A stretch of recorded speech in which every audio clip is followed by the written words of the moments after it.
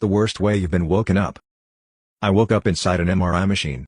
To give it a little backstory, short, I promise, I was suffering from frequent headaches and dizziness.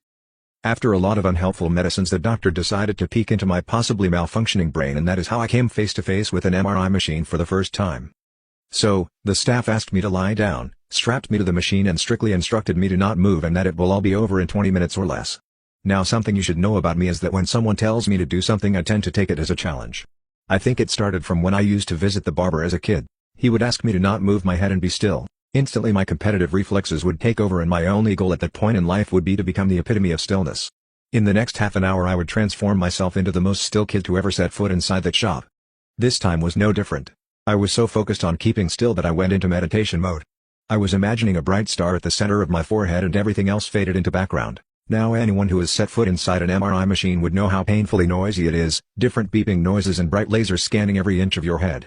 But the meditation force was strong with me, so strong that in fact, I fell asleep. Inside a running MRI machine. I woke up sometime later in daze and confusion, unable to move my head or my body in a dark enclosed space. I was still strapped inside the machine and it wasn't running. I freaked out. I start pressing the electronic ball clutched in my hand, signaling that there is something wrong, so the staff will come and help me out, and they did. They come shouting and asking what's wrong and that I can't even lie still for 20 minutes. I finally remember everything, come out of the machine, turn towards the wall clock and find it's over 1.5 hours. These idiots had me strapped completely immobile inside an enclosed space for more than an hour and a half. They turned off the machine and were chatting away merrily with, get this, none other than my father, completely oblivious of the fact that I was still trapped inside the freaking MRI machine.